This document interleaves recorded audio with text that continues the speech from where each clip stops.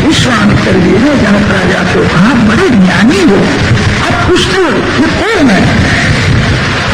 चरण से मुखारविंद तक जनक महाराज राम जी के एक एक अंग का दर्शन है।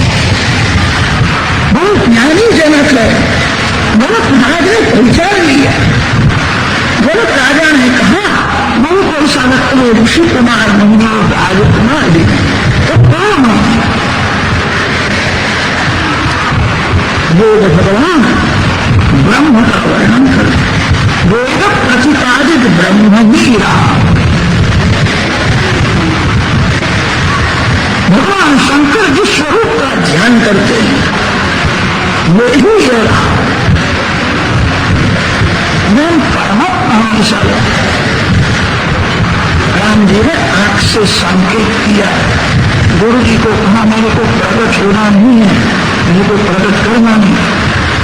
विश्वामित्र जी ने कहा, ऐसा कुछ नहीं है, वो तो दशरथ महाराज के 2 पुत्र है, मेरे यज्ञ का रक्षण करने के लिए आए। जनक राजा ने कहा, मेरे को ऐसा लगता है किसी के भी पुत्र नहीं है, सभी के पिता यही सभी के पति है, वही सभी के पिता है, तो किसी के भी पुत्र नहीं है। जनक राजा ने पहचान लिया। जनक महाराज ने कहा, राजमहल में राम आए, राम जी को वहीं रहने की इच्छा थी, वहां सभी व्यवस्था की है। रामायण में ऐसा लिखा है, श्री राम लक्ष्मण सायंकाल में संध्या। भागवत में ऐसा लिखा है, श्री कृष्ण भगवान प्रातः संध्या सायं संध्या करते थे।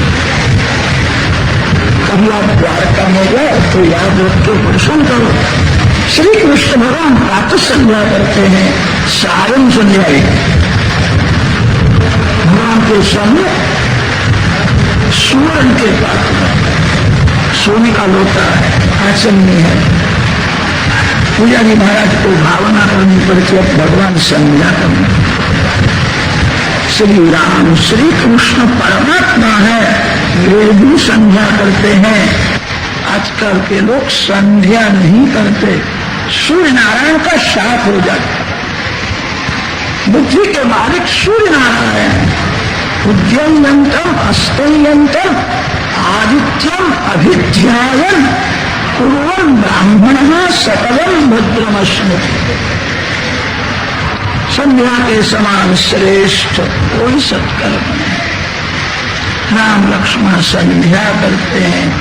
विश्वामित्र जी के साथ सत्संग हुआ है, प्रातः काल में जागते हैं।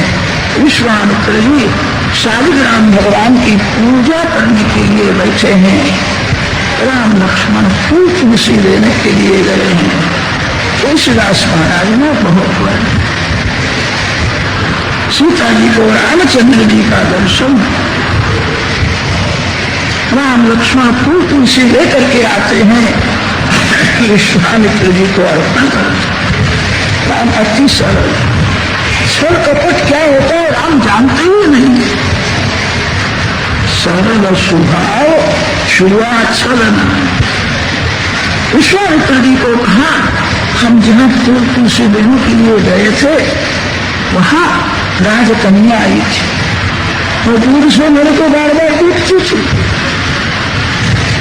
विश्वामित्र जी को आनंद, मैं जानता हूं सीता जी वहां अम्बा जी की पूजा करने के लिए जाती है, इसीलिए मैंने जानबूझ करके मेरे को वहां भेजा था। सीता जी को एक बार राम दर्शन, अम्बा जी सीता जी को आशीर्वाद देती है। विश्वामित्र जी राम लक्ष्मण को आशीर्वाद देते हैं। बड़ा भारी मंडप बनाया है, 1000 वीर पुरुष शिव धनुष उठा करके ले आते हैं। सभी तैयारी हुई है। जनक महाराज के पुरोहित शतानंद ऋषि वहां, विश्वामित्र जी को कहा सब तैयारी। राम लक्ष्मण को लेकर के आए हैं। सभी राम लक्ष्मण का दर्शन, जिनके मन में जैसा भाव था भाव के अनुसार दर्शन। बड़े बड़े ऋषि सभा में बैठे थे, ऋषियों को ऐसा अनुभव हुआ यही पर ब्रह्म है। हम प्रातः काल में गायत्री जप करते हुए पर ब्रह्म नारायण का ध्यान करते हैं, ऐसा लगता है यही पर ब्रह्म है। ऋषियों को ऐसा अनुभव हुआ है, राजा लोग ताकते हैं, उनको ऐसा हो बड़ा वीर हो, कैसा भगवान दिखता है, स्त्रियों को कामदेव के जैसे सुंदर। जनक महाराज ने स्वागत किया है। जनक राजा ने मंत्री जी को आज्ञा दी, खड़े होकर के भाषण कर। यह भगवान शंकर का धनुष है। 21 बार मुक्षत्री पृथ्वी करने के बाद परशुराम जी ने हमारे घर में रखा। यह ऐसा वजनदार है। 1000 वीर पुरुष जब बहुत प्रयत्न करते हैं तब उठा सकते। मेरी कन्या सीता 3 वर्ष की थी तब इस धनुष का घोड़ा बना करके खेलती थी।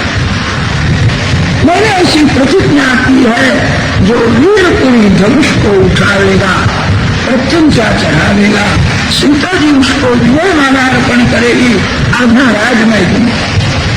आप खड़े होकर के भाषण, मंत्री जी खड़े हुए बोलने का आरंभ करते हैं। उसी समय आकाश मार्ग से रावण जाता है। रावण की नजर पड़ती है, इतना बड़ा भारी मंडप किसके यहाँ है, क्या बात है। नौकर को पूछता है, नौकर ने कहा जनक महाराज के यहाँ सीता जी का स्वयंवर है, देश देश में से अनेक राजा लोग आए। रावण ने कहा हमारे यहाँ पत्रिका आई है कि नहीं। नौकर ने तो हमारा आमंत्रण नहीं। रावण को आमंत्रण नहीं था, तो भी बिना निमंत्रण आकाश मार्ग से स्वयंवर मंडप में उतरता। क्रोध में बोलने लगा, ए जना, तुमने मेरा बड़ा भारी अपमान किया है। सभी राजाओं को निमंत्रण दिया, मैं राजा नहीं हूं, मेरे को तुमने निमंत्रण दिया नहीं, मेरा तुमने अपमान किया, मैं युद्ध करने के लिए आया। जनक महाराज घबराए, युद्ध करने की बात करता है। जनक राजा ने वंदन करके कहा, मैंने मंत्री जी को आज्ञा दी थी सभी राजाओं को निमंत्रण देना है, आपको निमंत्रण दिया न हो तो मेरी भूल नहीं है, मंत्री जी की। मेरी वृद्धावस्था है, आप जवान वीर हो, मैं कैसा युद्ध करूं, मैं क्षमा हो। मंत्री जी की भूल है, मेरी भूल नहीं। बुलाओ मंत्री को बुलाओ। मंत्री जी तो थर थर कांपने लगे। एक थप्पड़ मारेगा तो मैं मर जाऊंगा। बड़ा भारी बलवान है। मंत्री जी को भय रखता है। रावण तिरस्कार करता है, तो कैसा मूर्ख है, मेरा तुमने अपमान किया, मेरा नाम तुमने सुना था तो नहीं, क्यों पत्रिका भेजी नहीं। मंत्री जी ने हाथ जोड़ करके कहा, पत्रिका दिखाना मेरा काम है, एक एक के घर में पहुंचाना मेरा काम है। सिपाही लोग ऐसे होते हैं, कहीं जाते हैं और कहीं नहीं जाते। मैंने जो पत्रिका दिखाई है, अपने सिपाही नहीं आया, मेरी भूल में सिपाही की। बुलाओ सिपाही को बुलाओ। सिपाही घबराया। मंत्री जी ने मेरे मस्तकों को रख दिया, रावण को कुछ जवाब देना पड़ेगा। मस्तक को बहुत खुजलाने से अंदर में कुछ निकलता नहीं जा लगता। रावण को कुछ जवाब तो देना ही पड़ेगा। विचार करता हुआ आता, क्या जवाब। रावण ने तिरस्कार किया, तो कैसा मूर्ख है, मेरा नाम तुमने सुना था कि नहीं, क्यों नहीं आया। सिपाही ने कहा, आपकी प्रशंसा मैंने बहुत सुनी थी, प्रथम मैं आपके यहाँ गया था, आपको पत्रिका नहीं मिली, तुमने किसको पत्रिका दी। सिपाही ने कहा, मैं यहां से निकला, समुद्र के किनारे गया, वहां बहुत से लोग बैठे थे, सभी लोग आपकी प्रशंसा करते थे। रावण महाराज बड़े वीर है, स्वर्ग के देव उनके नौकर हो गए। की लंका में सेवा करते हैं, आपकी मैंने प्रशंसा सुनी। फिर मैंने ऐसा विचार किया, इतना बड़ा भारी समुद्र लांग करके मैं लंका में कैसे जाऊं? सभी देव रावण महाराज के नौकर हो गए। समुद्र भी तो देव ही है। समुद्र ने मैंने पत्रिका छोड़ दी और रावण महाराज को दे दी। मैं इधर चला, समुद्र ने आपको पत्रिका नहीं दी, जाओ समुद्र के साथ लड़ो, वहीं डूब करके मर जाओ। कहां पर आए? उसको निमंत्रण भी था तो भी आया। तो क्या बोलता है? मेरा को अपमान करता, मैं तेरे को मार डालूंगा। मैं आपकी प्रशंसा। जनक महाराज ने सिंहासन मंगाया है, रावण को बताया यह सिंहासन आपके, यहां से पत्रिका गई है, कुछ गड़बड़ हो, आप क्षमा करो। बड़ा घमंडी रावण, मेरे लिए कैसा सिंहासन रखा है, मैं बहुत बड़ा आदमी, अभिमान में जाकर के सिंहासन में बैठता है। ओ जना, तेरी कन्या बाहर आए, मेरे को विजय माला अर्पण। जनक महाराज ने कहा, हमारा ऐसा नियम है, धनुष का भंग न होए तब तक राजकन्या बाहर नहीं आए। अभिमानी रावण अपनी प्रशंसा करने लगा। तुम लोग समझते नहीं हो, रावण महाराज में क्या शक्ति है, तुमको खबर नहीं है। शंकर पार्वती कैलाश में बैठे थे, तब शंकर पार्वती के साथ कैलाश पर्वत मैंने उठाया। मेरे जैसा वीर कौन है? अपनी प्रशंसा जो करता है उसको पुण्य का नाश होता है। शास्त्रों में तो ऐसा वर्णन है, आत्म प्रशंसा मरण। रावण ऐसा मूर्ख था, अपनी प्रशंसा करने लगा, मैं बड़ा वीर हूं। जनक महाराज ने कहा, धनुष को उठाओ। अभिमानी रावण एक हाथ से धनुष को उठाने के लिए जाता है। पार्वती माता ने 300 शिवगणों को आज्ञा की थी, धनुष के ऊपर चढ़ जा। रावण धनुष को उठावे नहीं, गदाज उठावे तो धनुष रावण की छाती के ऊपर भी। लोकैरसन्तं धनुरैषमुग्रं सीता स्वयंवरगृहे त्रिशतोपनीतम्। शंकर भगवान के गण धनुष के ऊपर बैठे हैं। माता जी की आज्ञा से रावण की फजेती हुए, उसका अभिमान बहुत बढ़ गया है, जो मन में आता है वैसा बकता है। 300 शिवगण बैठे थे, रावण एक हाथ से धनुष को उठाने के लिए जाता है, धनुष हिलता नहीं। दूसरा हाथ, तीसरा हाथ, चौथा हाथ, उसको 19-20 हाथ से। बहादुर है, वीर है। 300 शिवगण बैठे थे तो भी उसने 20 हाथ से धनुष को उठाया। धनुष को उठाने के बाद उसने विचार किया, सभी के लोग मेरी जय नहीं बोलते, चारों बाजू देखने लगा, कोई रावण महाराज की जय नहीं बोलता है, ये कैसे मूर्ख लोग है। मैंने धनुष को उठाया, मेरी जय नहीं बोलूंगा, ये लोग थोड़ा साथ तो देंगे। ऐसा मूर्ख था, अपनी जय बोलने लगा।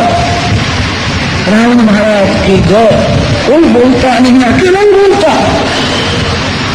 रावण शब्द का अर्थ होता है जो दूसरे को रुलाता है, वही रावण। रोना अच्छा है, किसी को रुलाना नहीं। जो रोता है उसके पाप का नाश होता है। जो रोता है भगवान कभी कृपा करते हैं, जो दूसरे को रुलाता है उसके ऊपर कभी कृपा नहीं। जगत को त्रास देता था, उसकी जय कौन बोले? गाफिल था। उसी समय 300 शिवगणों ने जोर से धनुष को दबाया, रावण के छाती के ऊपर धनुष गिरा। रुद्र रोकने लगा, मैं मर गया, मेरे को बचाओ, बचाओ। सभी हंसने लगे। अच्छा हुआ, उसका अभिमान बहुत बढ़ गया था। जनक राजा ने आत्मा की क्या देखते हुए, कुछ भी हुए ब्राह्मण का बेटा है, कन्या का लग्न होने वाला है, कन्या के लग्न में ब्राह्मण का मरण होए अपशकुन होगा, थोड़े दिन तक जीवित हो तो अच्छा है, उसके छाती के ऊपर से धनुष खींच लो। 1000 वीर पुरुष तोड़ते हुए गए, रावण के छाती के ऊपर से धनुष खींच लिया है। 5 मिनट में रावण खड़ा हो गया, बड़ा वीर है, उसका बहुत अपमान हुआ, इसलिए रावण फिर सभा में बैठा नहीं, वहां से भाग गया। रावण की फलिती देख करके दूसरे राजा लोग जो थे तो सावधान हो गए। रावण 5 मिनट में खड़ा हो गया और चलता हुआ अपने घर में जाता है। हमारे छाती के ऊपर धनुष गिर जाए तो 4 जने कंधे को गवाएंगे, हमारे चलते हुए जाएंगे। रावण की दुर्दशा हमने देखी है, सभी सभा स्तब्ध है, किसी को बोलने की हिम्मत होती नहीं है। उस समय विश्वामित्र जी की आज्ञा हुई है, उठो राम भंजहु भव चापा, मीठहु पाप जनक परिता। उठो, गुरुदेव को वंदन किया है। राम सभी को मान देते हैं, शिव धनुष्य को भी वंदन किया। भगवान शंकर का यह धनुष है, वंदन करके भगवान धनुष को उठाते हैं। बिजली जिस प्रकार चमकती है, धनुष ऐसे तेज निकला, तेज सहन हुआ नहीं, सभी की आंख बंद हो गई। उसी समय लीला में रामचंद्र जी ने धनुष को नमाया, कर कर कर कर कर कर शब्द हुआ, धनुष के 2 टुकड़े हो गए। कैसा उठाया, कैसा नमाया, बराबर देखा भी नहीं, धनुष का भंग हो गया। लोगों को आश्चर्य होता है। विश्वामित्र जी ने जनक राजा को कहा है, सीता जी अब मेरे राम को विजय माला अर्पण। अलौकिक सौंदर्य, अलौकिक श्रृंगार का वर्णन कौन कर सकता। 8 सखियां दाहिने बाजू में है, 8 सखियां बाई बाजू में। हाथ में सीता जी के हाथ में विजय माला है, सखी मंगल गीत गाती है, धीरे धीरे सीता जी आती। उस समय रामचंद्र जी को कौशल्या मां का स्मरण हुआ कि राजकन्या मेरे को विजय माला अर्पण करने के लिए आती है। सीता जी बहुत सुंदर है तो क्या हुआ, मैं मां के अधीन हूं, मेरे पिताजी की आज्ञा हुई ना, अपनी इच्छा से मैं लग्न नहीं करूंगा, मैं स्वतंत्र नहीं हूं, मैं मेरे माता पिता के अधीन। राम पुराने जमाने के हैं, आधुनिक नहीं। सीता जी विजय माला अर्पण करने के लिए आती है, रामचंद्र जी को कौशल्या मां का स्मरण, मेरी मां आज्ञा दे तो ही मैं लग्न करूंगा। सीता जी थोड़ी छोटी है, राम मस्तक नमावे तो ही विजय माला अर्पण कर सकती है। राम जी को माता पिता का स्मरण हुआ। सीता जी ने दोनों हाथ ऊंचे किए हैं, हाथ में रत्न की बंगड़ी है, रत्न की बंगड़ी में राम जी का प्रतिबिंब दिखता, थोड़ा घूमट निकाला, प्रत्यक्ष दर्शन हुआ नहीं, रत्न की बंगड़ी में राम जी का प्रतिबिंब दिखता है।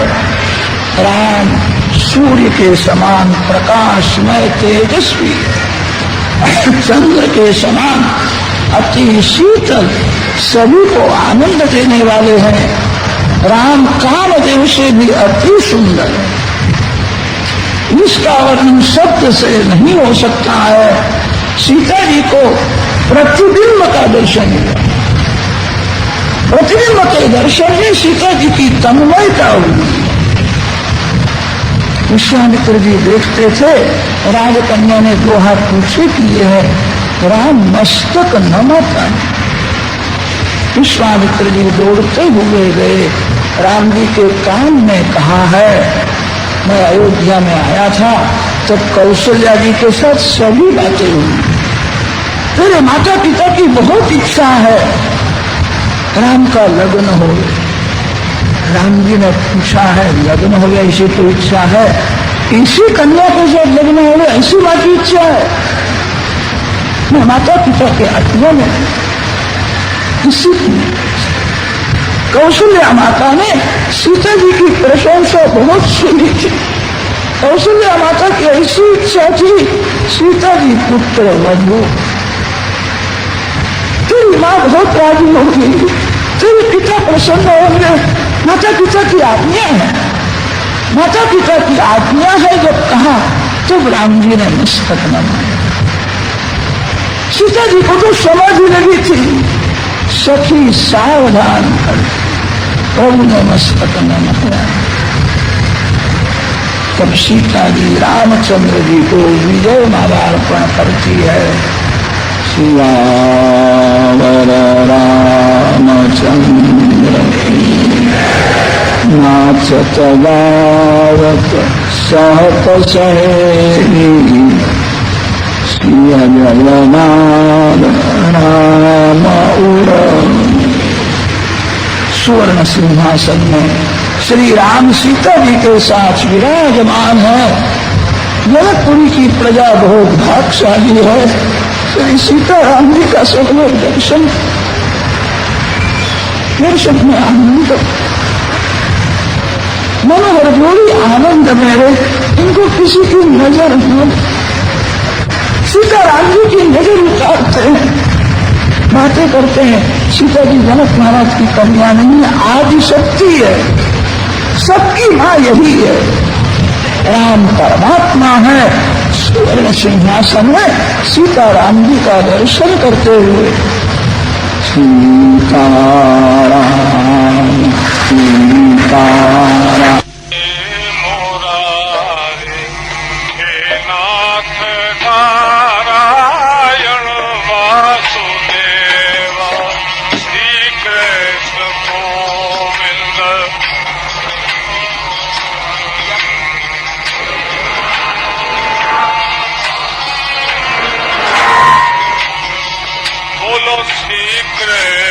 गोविंद हरे मुरारे हे नाथ नारायण वासुदेवा श्री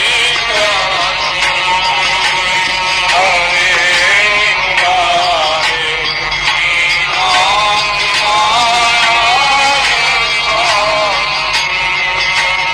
श्री कृष्ण गोविंद हरे मुरारे हे नाथ नारायण वासुदेवा श्री कृष्ण गोविंद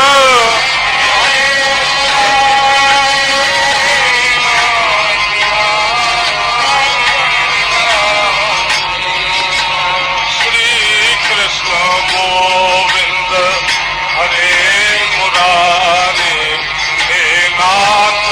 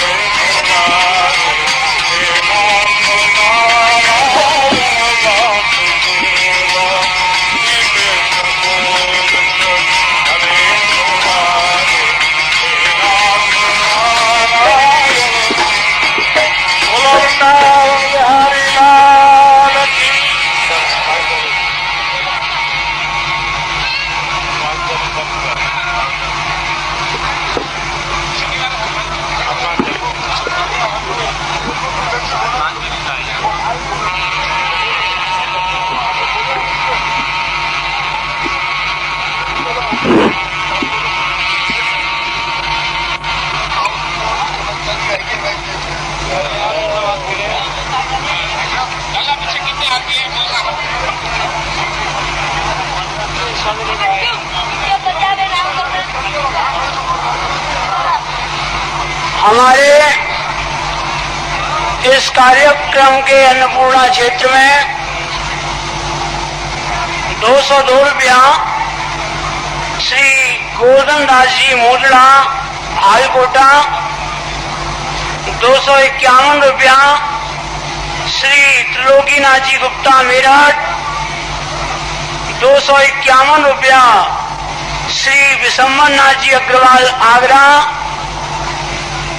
101 रुपया रेवती प्रसाद धर्मपत्नी कमलाबाई माहेश्वरी अलीगढ़ एवं 101 रुपया श्री गोवर्धन दास गोपाल दास जी राठी। आप सभी लोगों को ये सूचना देते हुए महान हर्ष हो रहा है कि यह आनंद महोत्सव का आयोजन श्री गोपाल सेवा संस्थान द्वारा किया जा रहा है। यह श्री गोपाल सेवा संस्थान रजिस्टर्ड ट्रस्ट बन गया है।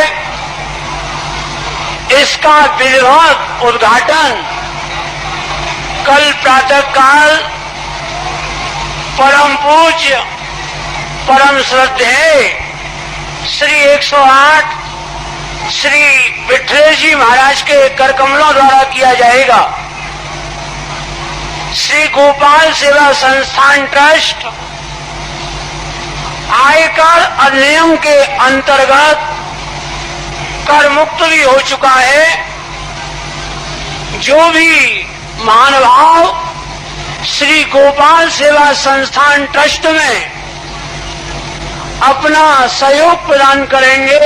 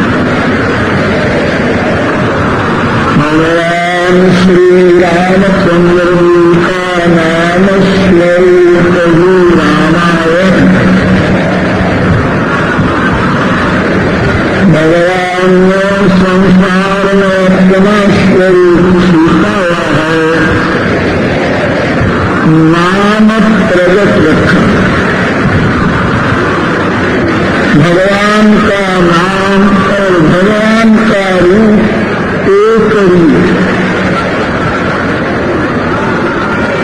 संतों ने ऐसा वर्णन किया है, भगवान से भी भगवान का नाम श्रेष्ठ है। भगवान का स्वरूप दुर्लभ है, नाम सुलभ है। भगवान का जल्दी दर्शन नहीं होता है, कदाच किसी को दर्शन हो गए, परमात्मा को कोई पकड़ सकता नहीं। एक दो मिनट दर्शन दे करके भगवान अदृश्य होते हैं। नाम को आप प्रकट सकते हो, जिस जहां नाम है वही भगवान है। नाम छूटे नहीं। जगत भगवान के अधीन है और भगवान नाम के अधीन है।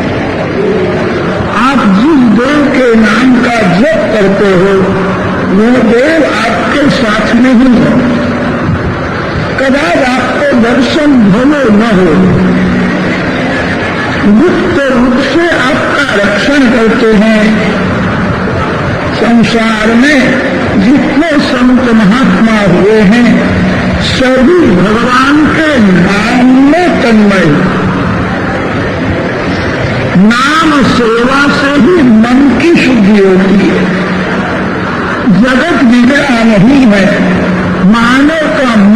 जगत बिगड़ गया। जगत बिगड़ा हो तो जगत को कौन सुधार सकता? जगत को सुधार होकर प्रपंच में मत करो, अपने मन को सुधारना।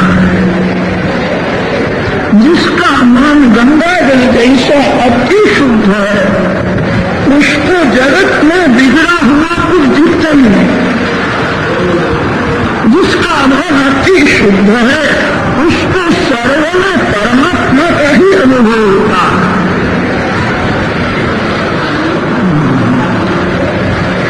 मन को भगवान के नाम में, मानव का जन्म बिगड़े हुए मन को सुधारने के लिए हुआ है। मन को उल्टा दो तो नम होगा। जहां नजर जाए वहां भगवान है। इस भाव से हृदय से वंदन, प्रत्यक्ष को वंदन करने के लिए जाए, कदाच कोई ना बोलता है मेरे को वंदन न करो, मन से वंदन। नम और नाम, जो सत्य भगवान का अनुभव करता हुआ मन का है और जो अपने मन को नाम में रखता है, उसका मन बिगड़ता नहीं है। नाम सेवा करने से ही पाप छूटता। पुण्य करना कठिन नहीं है, पाप छोड़ना बड़ा कठिन। मानव पाप करके ही दुखी हुआ है। मानव समझता है तो भी पाप नहीं छोड़ सकता। पाप करने की इच्छा नहीं है तो भी पाप हो जाता है। पाप छोड़ने का सरल उपाय है, नाम का दर्शन करो, नाम का ध्यान करो, नाम का स्मरण करो, नाम का जप करो। नाम साधन अति सुलभ है। सुलभ होने पर भी अति से पाप होने से नाम में प्रीति नहीं होती। मानव का स्वभाव है अति सरल जो है उसकी उपेक्षा करता है। कभी का मानव कठिन साधन नहीं कर सकता। कभी का मानव दुर्बल है, जिसने भोग में शक्ति का विनाश किया। ऐसा दुर्बल मानव कठिन साधन नहीं कर सकता और सरल साधन में प्रीति नहीं होती। कठिन करने की शक्ति नहीं है, सरल साधन में श्रद्धा नहीं होती। संसार में जितने संत महात्मा हुए हैं, भगवान के किसी भी नाम में तन्मय हुए। आप भी बहुत प्रेम से भगवान के नाम का जप करो। जप करने से भी जीवन सुधरेगा।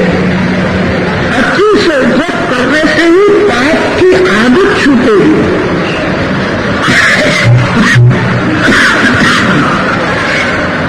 हमें जन्म से जीव पाप करता हुआ आया है। पाप के संस्कार जब जागृत होते हैं, सयाना मूर्ख हो जाता है। पाप करने में मजा आती है।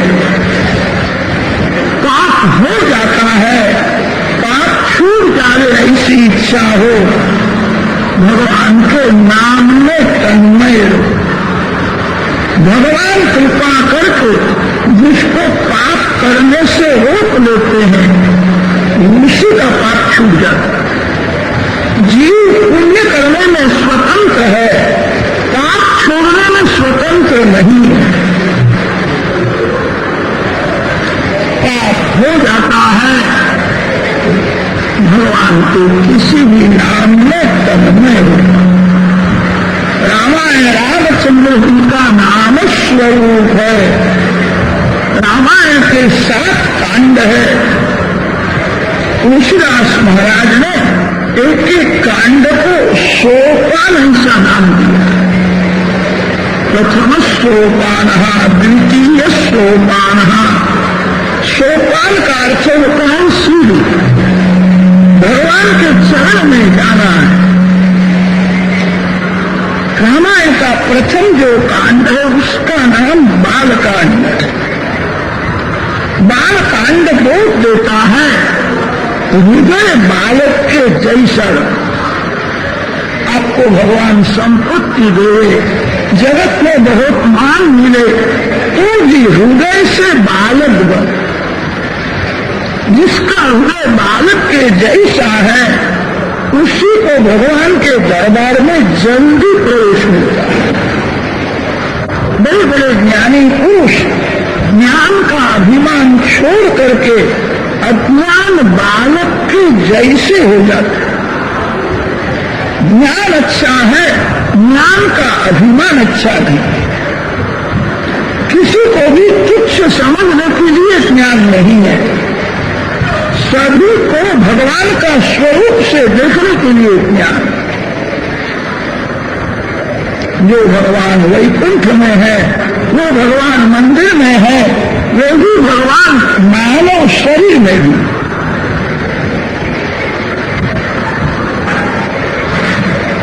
महापुरुष ज्ञान का अभिमान छोड़ते हैं, अज्ञान बालक के जैसे हो जाते हैं। बालक माता पिता के आधार से ही जीवित रहता है। माता पिता को भूलता नहीं है। लक्ष्मी मेरी माँ है और नारायण मेरे पिता है, मैं उनका अज्ञान बालक। जो पुत्र बहुत पढ़ा लिखा है, माता पिता को उसकी चिंता नहीं होती है। माता पिता विचार करते बहुत पढ़ा है, कमाएगा खाएगा। जो अज्ञान है, जो केवल माता पिता के आधार से ही जीवित है, ऐसे बालक की माता पिता को ज्यादा चिंता हो। बालकांड बोध देता है बालक बनो। मन, वाणी और क्रिया तीनों बालक की एक होती है। बालक के मन में जो होगा वही बोलेगा, जैसा बोलेगा वैसा ही करेगा। बालक को झूठ बोलना आता नहीं, बालक को छल कपट करने का ज्ञान नहीं। कभी कभी माता पिता बालक को झूठ बोलना सिखाते। बालक के सामने पाठ न करो। बालक का स्वभाव अनुकरण करने का होता है, खेल में भी झूठ बोलना नहीं। माता पिता जैसा करते हैं उसी का अनुकरण बालक करते। एक जगह ऐसा हुआ, सेठ रुपया मांगने के लिए आते थे। बाप ने देख लिया रुपया मांगने के लिए आते हैं। घर में 3-4 वर्ष का बालक था। उसको पिता समझाता है, बाहर जाओ, ऐसा बोलो मेरे पिता घर में नहीं है। बालक ने कहा आपको। एक जगह ऐसा हुआ, सेठ रुपया मांगने के लिए आते थे। बाप ने देख लिया रुपया मांगने के लिए आते हैं। घर में 3-4 वर्ष का बालक था। उसको पिता समझाता है, बाहर जाओ, ऐसा बोलो मेरे पिता घर में नहीं है। बालक ने कहा आप तो घर में हो, आप घर में नहीं हो, मैं कैसा कहूं। पिता पुत्र को समझाता है, मैं तेरे को पेड़ा दूंगा, बाहर जाकर के ऐसा बोल मेरे पिता घर में नहीं है। बालक बाहर गया और सेठ को बालक ने कहा मेरे पिता मेरे को पेड़ा देने वाले हैं और मेरे को ऐसा कहा है बाहर जाकर के ऐसा बोल मेरे पिता घर में नहीं है। बालक को कपट करने का ज्ञान था। बालक शुद्ध है। बालक को ही भगवान के दरबार में जल्दी प्रवेश मिला। रामायण का प्रथम कांड है बालकांड। बालकांड को देता है हृदय बालक के जैसा है। भक्ति में कर्म और ध्यान दोनों गौण है। मन मुख्य है। जिसका मन शुद्ध है, जिसका मन सरल है, उसी की भक्ति भगवान को अतिशय प्रिय। बाल कांड के बाद आता है अयोध्या कांड। अयोध्या कांड बोध देता है कभी युद्ध न करो। योध्या न भवती इति अयोध्या। जीवन थोड़ा है, युद्ध काय को करते। कथा सुनते हो, आज से ऐसा निश्चय करो, इस संसार में मेरा कोई शत्रु नहीं है, मैं किसी का शत्रु नहीं हूं। मोर छोड़ दो। लोग पैसे के लिए झगड़ा करते हैं। आपके भाग का जो पैसा है वो आपको मिलने वाला ही है। आपके भाग का पैसा दूसरे के पास नहीं जा सकता। भागवत में लिखा है संपत्ति प्रारब्ध के आधीन। आपके भाग्य में जो धन लिखा है वो आपको मिलेगा। पैसे के लिए प्रवृत्ति करना अच्छा है, कोर्ट में जाना बहुत अच्छा नहीं। पैसे के लिए वैर करना अच्छा नहीं। जो आपके भाग का धर्म है वो आपको मिलेगा ही। ऐसा दृढ़ विश्वास रखो, वैर न करो। जहां युद्ध है वहां भगवान विराजते नहीं है। अपने घर को अयोध्या बनाओ। घर में प्रेम से रहो। आपके घर में राम आए। रामायण के 7 कांड है।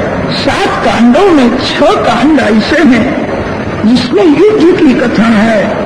एक अयोध्या कांड ऐसा है, अयोध्या कांड में युद्ध की कथा नहीं। जहां युद्ध नहीं है वही अयोध्या। अरण्य कांड में, किष्किंधा कांड में, सुंदर कांड में, बाल कांड में, उत्तर कांड में, सभी कांडों में युद्ध की कथा है। एक अयोध्या कांड ऐसा है, अयोध्या कांड में युद्ध नहीं। घर में प्रेम से रहो। घर को अयोध्या बनाओ। जरा भी झगड़ा न करो। जगत के एक जीव के साथ जो वैर करता है उसके भक्ति में बहुत विघ्न।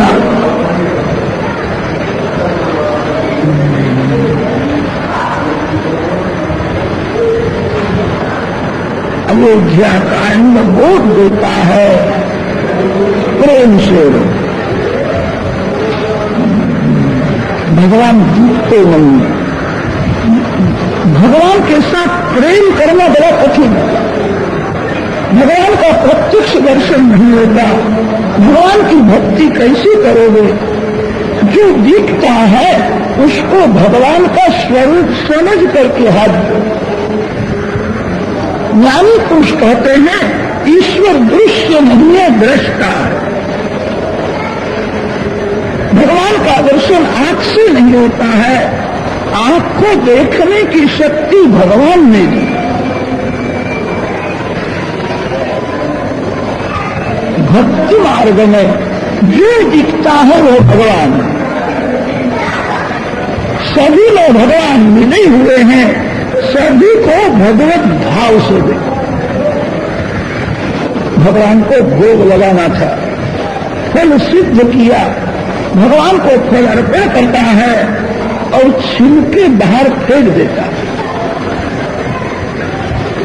बाहर फेंक देने से संभव है किसी का पांव आ जाए, गिर जाए। एक वैष्णव ऐसा था, फेंक देना है। इसमें भी भगवान का अंश है। गाय में भगवान है। एक छिलके में गाय माता को अर्पण करूं। ज्ञानी पुरुष कहते हैं सब कुछ है, सबका त्याग करो।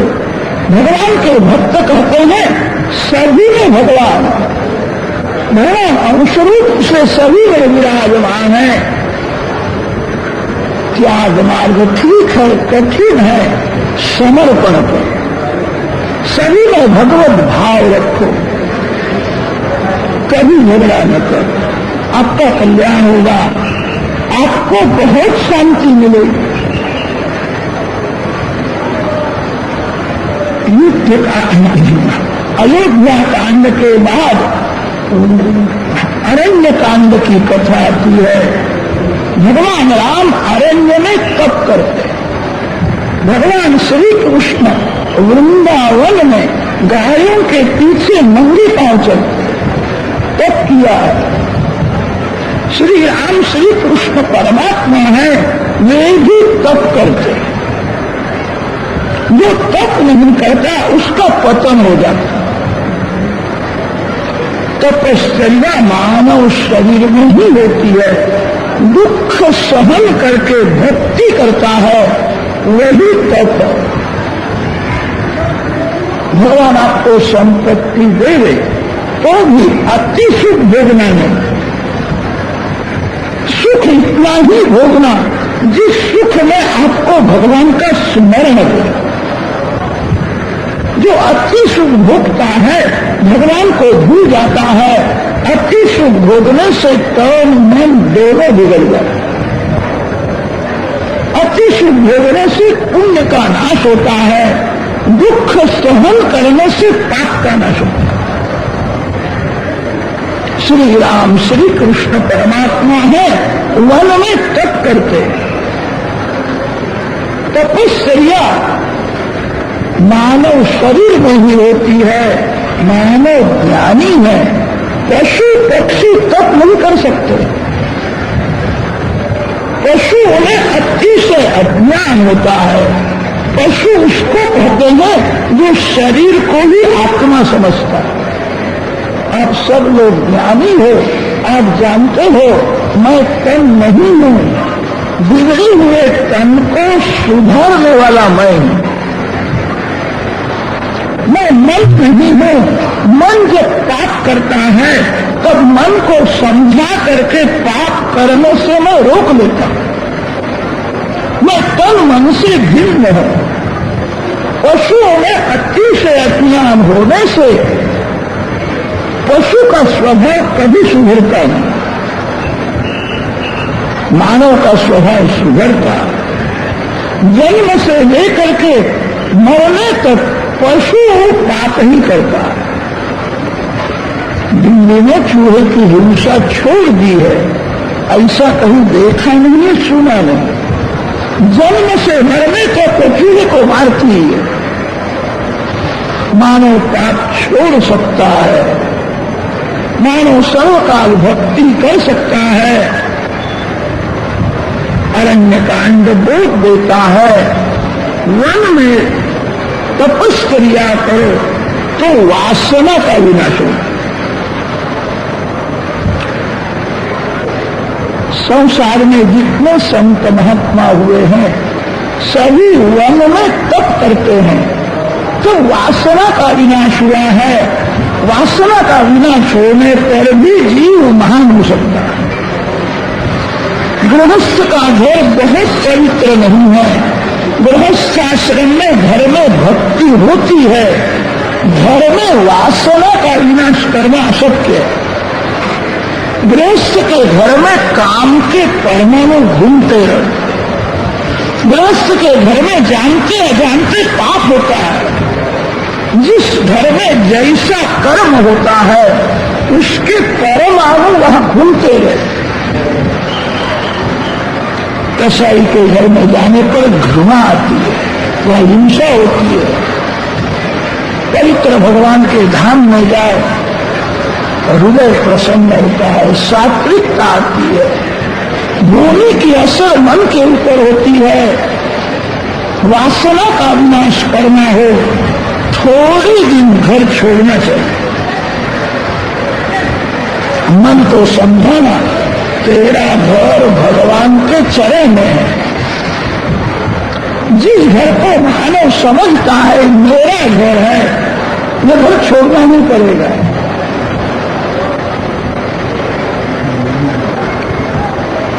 मेरा घर भगवान के चरण में है। घर की ममता मन को बिगाड़ती है, ममता ही मलिनता है, ममता ही पाप कराती है। घर की ममता छोड़ने के लिए महीना 2 महीना भी वन में जाकर के अरण्य कांड बोध देता है। वासना का विनाश करना हो, 12 माह घर में रहना नहीं, 1-2 महीना घर छोड़ो, मन को समझाओ मेरा घर भगवान के चरण में। अंत काल में घर की ममता दुख देती है, मानव को घर छोड़ने की इच्छा नहीं होती, यमदूत घर में रहने नहीं देते। आपका घर भगवान के चरण में। नाभाजी के भक्तमाल में अमरदास जी की कथा आती है। अमरदास जी महाराज 3-4 वर्ष के हुए तभी से बुद्धि में ज्ञान प्रकट हुआ था। मां को पूछते हैं मैं कौन हूं, तू कौन है? मां ने कहा तू मेरा बेटा है, मैं तेरी मां हूं। अमरदास जी पूछते हैं तेरा बेटा कहां है? मां बालक की छाती के ऊपर हाथ रखती है, ये मेरा बेटा है। मां ये तो छाती है, वो भी तेरा बेटा है, ये मुख है, ये हाथ है, ये पांव है, शरीर ही तेरा बेटा है कि बेटा शरीर से कोई दूसरा है? मां आज तेरे गोद में मैं बैठा हूं, तेरे लग्न का जुलूस निकला था तब मैं कहां बैठा था? मां ने कहा मेरे लग्न में तू नहीं था। मैं था, मैं नहीं हूं, अहम नास्मि। ऐसा अनुभव कभी नहीं होता। मरण शरीर का धर्म है, आत्मा का जन्म नहीं है, आत्मा का मरण कैसा हो? व्यवहार में लोग बोलते हैं मुन्ना आया है, देखने के लिए जाना है। आया है इसका अर्थ यह होता है कि कहीं दूसरी जगह में रहता था, वो जगह छोड़ करके आ गया। जीव भूत सनातन है, जीव का जन्म नहीं होता, जीव का मरण भी नहीं होता, जीव आता जाता है।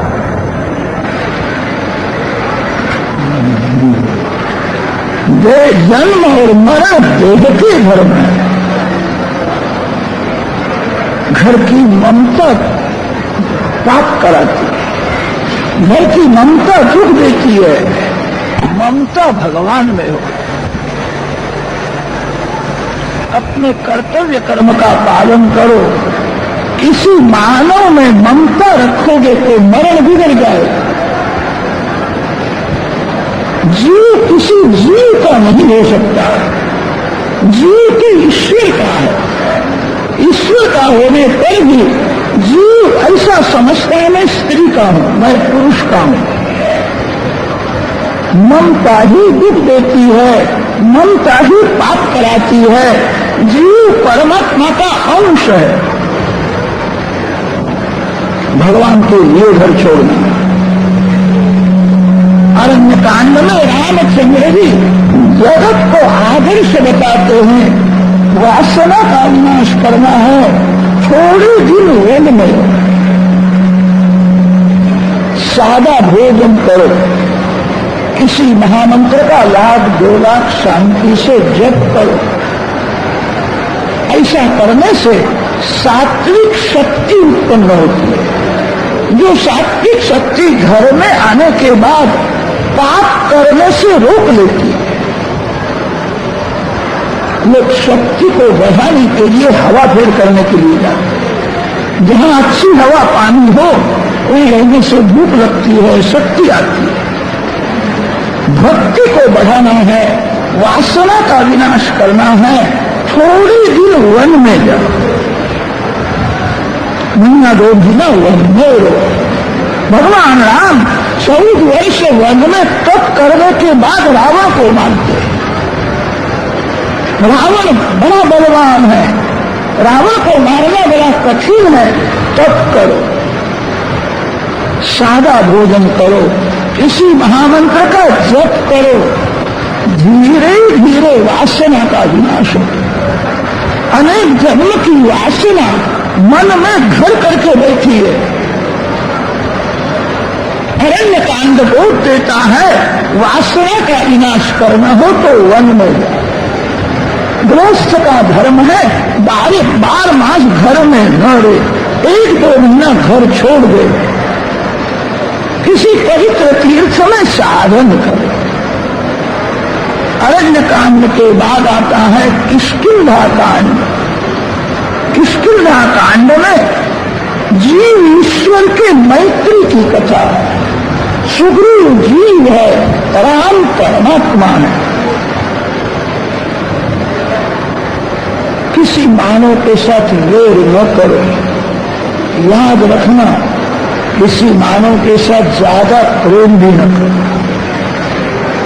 वेर करने से मन बिगड़ता है, ज्यादा प्रेम करने से भी मन बिगड़ता है। जिसके साथ आप प्रेम करते हो उसका वियोग होने वाला है, वो आपसे दूर जाने वाला है। प्रारब्ध के अनुसार स्वभाव बदलता है, जीवन बदलता है। किसी मानव के साथ वैर न करो, ज्यादा प्रेम भी न करो। मैत्री करने लायक परमात्मा श्री राम, राम जी के साथ मैत्री करो। सुग्रीव जीव है। सुग्रीव शब्द का अर्थ होता है जिसका कंठ मधुर है, जिसका कंठ सुंदर है, वही सुग्रीव। सुग्रीव को जब हनुमान जी की शक्ति मिलती है, हनुमान जी कृपा करते हैं, तब सुग्रीव के साथ राम मैत्री करते हैं। हनुमान जी की कृपा बिना राम सुग्रीव के साथ मैत्री करने के लिए तैयार नहीं है। हनुमान जी की कृपा ब्रह्मचर्य का बल है। परमात्मा के साथ मैत्री करना है, शक्ति का संग्रह करो।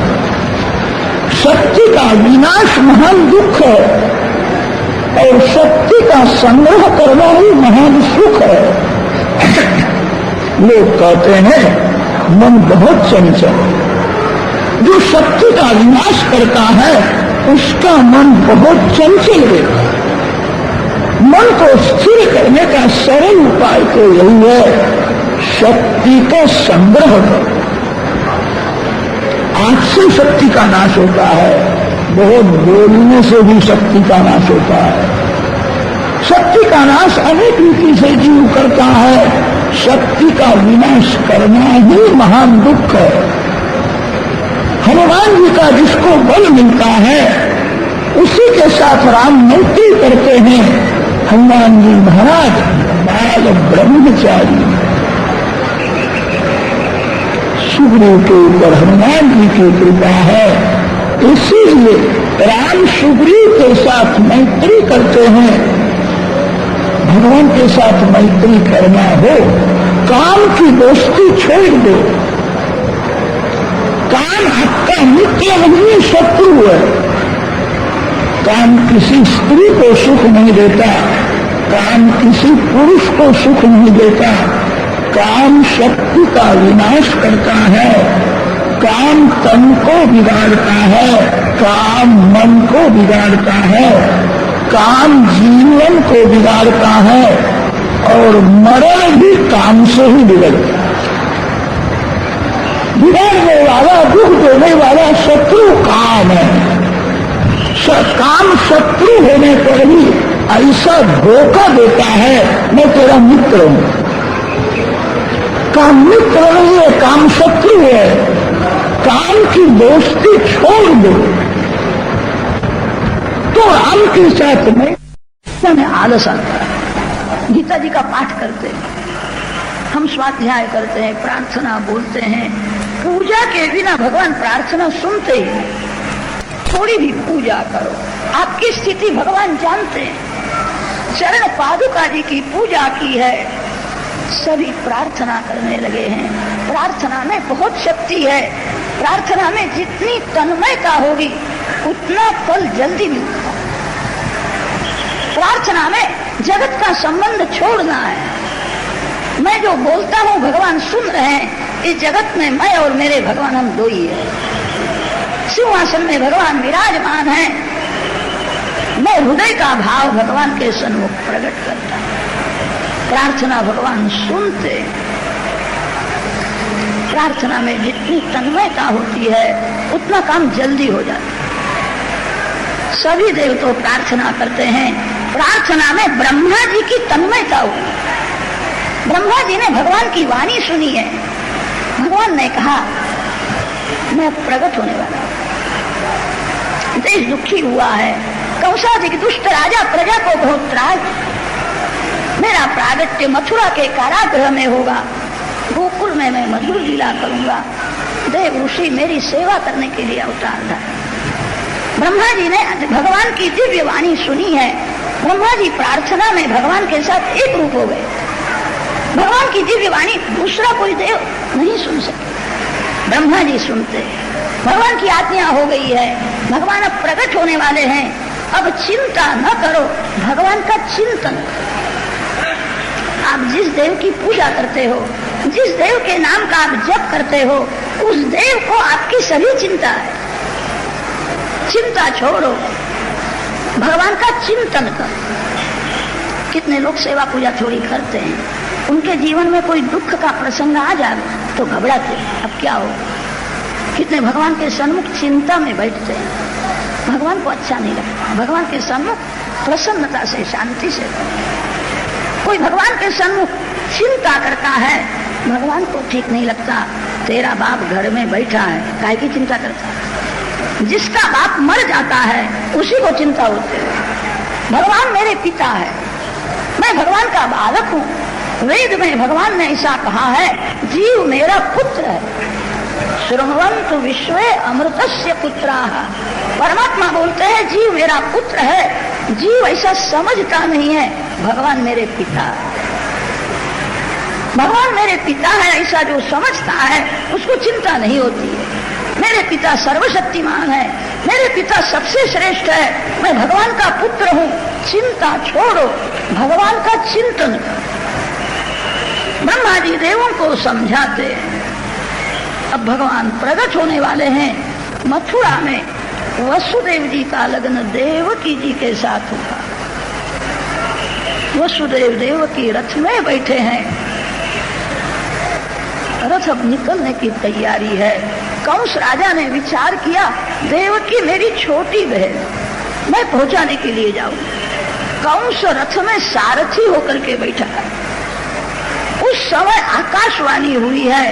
आकाशवाणी ने कंस को कहा, तू मूर्ख है, देवकी जी का 8वां गर्भ ही तेरा काल। समय बदलता है, मित्र शत्रु हो जाता है। जीव प्रेम को भूल जाता है, वेर करता है। वसुदेव जी ने कंस का कुछ बिगाड़ा नहीं। कंस तो देवकी जी को पहुंचाने के लिए जाता था। आकाशवाणी जब सुनता है देवकी जी का 8वां गर्भ मेरा काल है, उसको क्रोध आया। उसने विचार किया, मैं देवकी जी को मार डालूंगा। मित्र शत्रु हो जाता है, बहुत अनर्थ करता है। संसार ऐसा ही है। देवकी जी को मारने के लिए तैयार हुआ है। वसुदेव जी घबराए हैं। वसुदेव जी कंस राजा को समझाते, क्या करते हो, तेरी छोटी बहन है।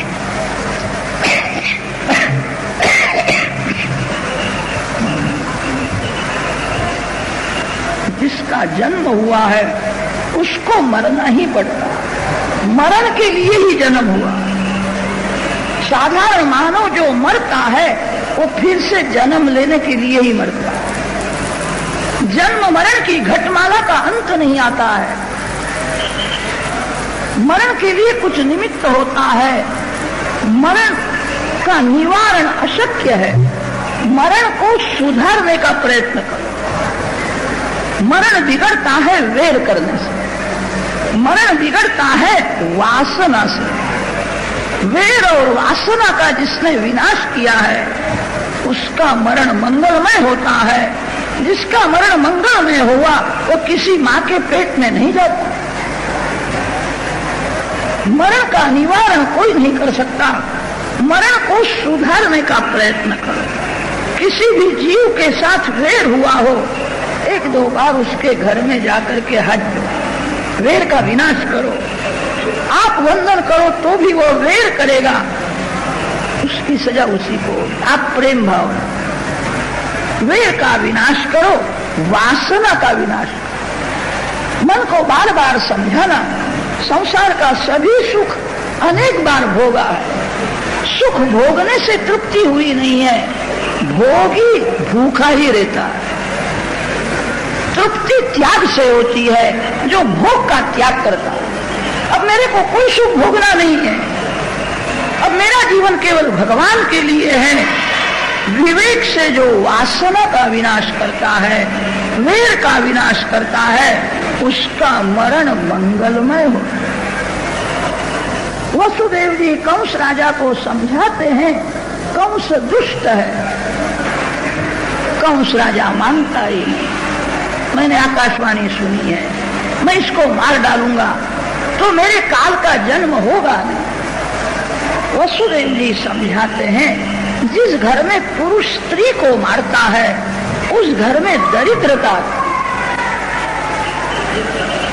स्त्री को मारना नहीं। स्त्री बहुत पाप करे तो बोलना छोड़ दो, मारना नहीं। स्त्री में लक्ष्मी जी का अंश है। जिस घर में स्त्री को पुरुष मारता है उस घर में दरिद्रता की, तेरी अपकीर्ति होगी। जिसकी जगत में अपकीर्ति है वो जीते जी मरा हुआ। जिसकी अपकीर्ति छाई भई वह यमलोक गयो न गयो। तुलसी जब मन शुद्ध भयो तब तीर्थ तीर गयो न गयो। सबसे बड़ा भारी तीर्थ कौन है? सर्वकाल अपने मन को पवित्र रखना ही तीर्थ है। मन में खराब विचार आवे नहीं, मन पाप करे नहीं। मन से जो पाप करता है उसकी भी सजा होती है। मन को पवित्र रखना ही महान तीर्थ है। वसुदेव जी कंस राजा को समझाते हैं, देवकी जी को मारने से तेरी अपकीर्ति होगी। देवकी जी के यहाँ जितने बालक होंगे सभी बालक मैं तेरे को अर्पण करूं। कंस राजा को यह विचार अच्छा लगती है तो क्या आश्चर्य है, काल को भी सहन नहीं होता। दशरथ महाराज अति सुखी हुए, उनके सुख को काल की नजर लगी, अति दुखी हुए। संसार में बहुत सुख मिले, राजी होना नहीं। सुख के बाद दुख आने वाला है, ये नियम है। दुख का प्रसंग आवे, नाराज होना नहीं। सुख दुख आते जाते हैं। जिस प्रकार बादल आता है और बादल जाता है, संसार के सुख दुख बादल के जैसे हो। कोई बादल का दर्शन नहीं करता, बादल में छिपे हुए सूर्य नारायण का दर्शन सूर्य नारायण का है। संसार के सुख दुख में भगवान की कृपा छिपी हुई। सूर्य नारायण का दर्शन करो, सुख मिले बहुत राजी होना नहीं। कदाच दुख का प्रसंग आवे, हृदय को जलन। जो ईश्वर है, जो निर्दोष है, भगवान ने ऐसी लीला की है। संसार में आने के बाद मेरे जीवन में भी दुख है। श्री सीताराम जी निर्दोष है, उनकी कोई भूल नहीं है, सर्व सद्गुण संपन्न है। उनके जीवन में भी दुख के प्रसंग आए हैं। हमारे जीवन में कोई दुख आवे तो क्या हर्ज है, मैंने बहुत पाप किया है, आने दो। दुख जो सहन करता है उसको बहुत मीठा फल मिलता है। दुख सहन करके जो भक्ति करता है। मंथरा का कुसंग हो गया। मंथरा के कुसंग से कैकेयी की बुद्धि बिगड़ गई। शास्त्रों में ऐसा लिखा है। स्त्री का हृदय कोमल होता है, स्त्री हृदय में स्नेह ज्यादा है, स्त्री हृदय कोमल तो है। स्त्री को कुसंग हो जावे तो स्त्री का हृदय वज्र से भी कठिन हो जाए। कैकेयी को मंथरा का कुसंग कितना समय हुआ, घंटा 2 घंटा मंथरा का कुसंग हुआ, कैकेयी की बुद्धि बिगाड़ दी। वशिष्ठ जैसे महान ज्ञानी ऋषि वहां थे, कैकेयी को समझाते हैं, कैकेयी किसी का मानती ही नहीं। कैकेयी ने मंथरा में ही विश्वास रखा। सत्संग भगवान कृपा करते हैं तब मिलता है, कुसंग से बचना आपके हाथ में। कदाच सत्संग न मिले तो हर्ज नहीं है, कुसंग से दूर। अति कामी का संग ही कुसंग है, अति पापी का संग ही कुसंग है। जिसको पाप का भय नहीं है, जिसको भगवान में प्रेम नहीं, ऐसे नास्तिक का संग भी कुसंग है। कुसंग से दूर। आपके जीवन में सुख दुख का कैसा भी प्रसंग आवे, सत्कर्म और सत्संग कभी छोड़ना नहीं। परमात्मा प्रसन्न होवे ऐसा कोई भी सत्कर्म करो, उसी को यज्ञ कर। भगवान प्रसन्न है कि नाराज है, वो जानने की एक युक्ति है। जो काम करने पर मन शांत रहता है, समझना भगवान प्रसन्न है। जो काम करने के बाद अंदर का आनंद मिलता है, समझना भगवान प्रसन्न है। जो काम करने पर मन चंचल होवे, उद्वेग होवे, अशांत होवे, समझना प्रभु नाराज हो गए। तन और मन को किसी भी सत्कर्म में लगा दो।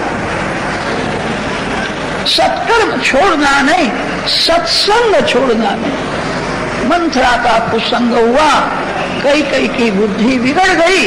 राम लक्ष्मण जानकी वन में जाते हैं। चित्रकूट में प्रभु विराजमान है। दशरथ महाराज को राम का वियोग सहन हुआ। राम जी का सरल स्वभाव याद आता है, राम जी का विनय, राम जी का विवेक, एक एक सद्गुणों को याद करके दशरथ महाराज रोते। मैंने राम को कहा था मैं तेरे को राज्याभिषेक करूंगा, एक स्त्री के कहने से मैंने उसको वनवास दिया। धिक्कार है मेरे राम को जरा भी बुरा लगा नहीं। मेरे को बार बार वंदन करता था, कैसा बोलता था, पिताजी धैर्य धारण करो, आपका राम आने वाला है, मैं आऊं। दशरथ महाराज को राम जी के एक सद्गुण याद आते।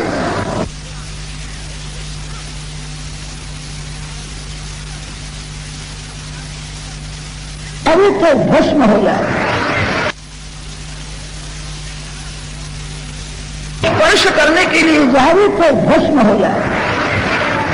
सीता जी की छाया को रावण ले गए। सीता जी के 3 स्वरूप है। श्री सीता जी का अति शुद्ध सत्वमय स्वरूप राम जी के साथ में है। सीता राम जी का कभी वियोग होता नहीं है। सीता जी का राजसी स्वरूप अग्नि में है और तामसी छाया स्वरूप पर्णकुटी में है। छाया जानकी रामचंद्र जी को कहती है यह हरम बहुत सुंदर है।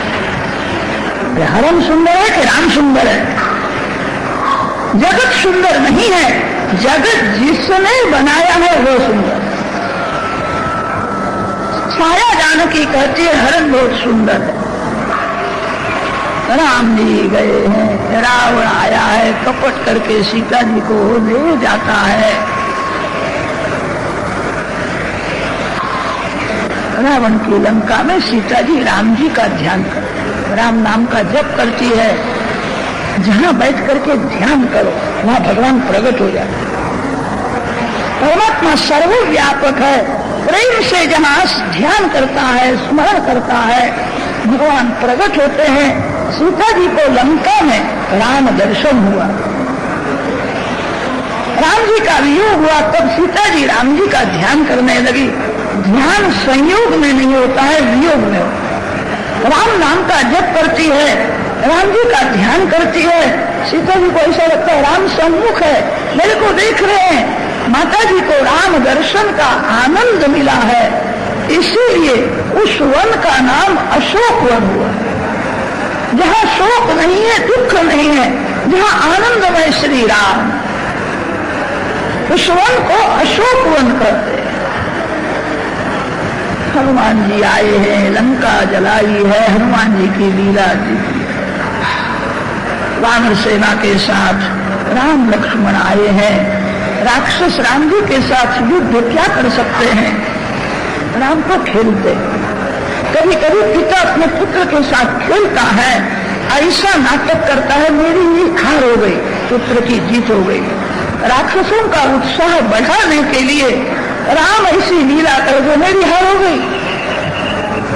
राम जी की हार क्या हो सकती? एक क्षण में जो जगत का प्रलय करता, वो काल के ही काल है, प्रेम से लीला की है, राक्षसों का विनाश किया है।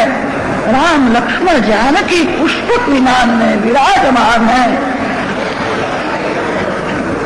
वानर सेना पुष्पक विमान में है, पुष्पक विमान बहुत बढ़ गया। वानर सेना के साथ श्री राम लक्ष्मण जानकी श्री अयोध्या जी में आते हैं। प्रभु अयोध्या जी में आए, वो दिवस था वैशाख मास, शुक्ल पक्ष पंचमी तिथि। वैशाख शुद्ध पंचमी के दिन श्री सीताराम जी अयोध्या जी में आए हैं। सभी को दर्शन की, मिलन की अति आतुरता थी। अनेक स्वरूप प्रकट करके एक ही समय में भगवान सभी को मिले। रास लीला में जितनी गोपी है उतने श्री कृष्ण प्रकट हुए। एक ही समय में सभी को मिले हैं। रास लीला जीव ईश्वर का मिलन है। राम जी ने ऐसी रास लीला की। जितने लोग राम दर्शन की अतिशय आतुरता रखते हैं, सभी को एक ही समय में मिले। सभी को ऐसा अनुभव हुआ राम जी का विशेष मेरे ऊपर प्रेम है। प्रथम मेरे को भी मिलने के लिए आए, मेरे को पूछा शरीर तो अच्छा है, घर में सब आनंद। राम का मेरे ऊपर विशेष सभी को आनंद हुआ है। पंचमी के दिन प्रभु अयोध्या जी में आए हैं। सभी ने बहुत आग्रह किया। वैशाख मास शुक्ल पक्ष सप्तमी तिथि, वैशाख शुद्ध सप्तमी के दिन सीताराम जी को राज्याभिषेक।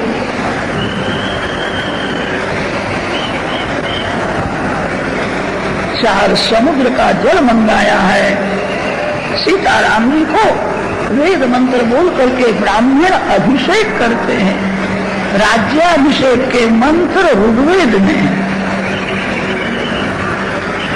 इंद्रियं वा एतदस्मिन् लोके यद्दधियद्दध्नाभिषिञ्चति इंद्रियमेवास्मि तद्दधाति तेजो वा एतद्घृतं यद्घृते नाभिषिञ्चति तेज एवास्मिंस्तद्दधाति स्वादिष्ठया नदिष्ठया पवस्व सोमधारया इन्द्राय पातवे सुतः एतेन हवा ऐन्द्रेण महाभिषेकेण संवर्ताङ्गिरसमरुत्तमभिषिषेच तस्मादुभवै मरुत्तः समन्तम् सर्वतः पृथिवीजयन् परीयायाश्वेन च मेध्येनेज एतेन हवा ऐन्द्रेण महाभिषेकेन अभिषिक्तस्य क्षत्रियस्य। ऋग्वेद यजुर्वेद के अनेक मंत्र बोले हैं। सीताराम जी को तीर्थाभिषेक हुआ, सुंदर श्रृंगार हुआ है, ब्राह्मणों ने आशीर्वाद दिया है। सीताराम जी सुवर्ण सिंहासन में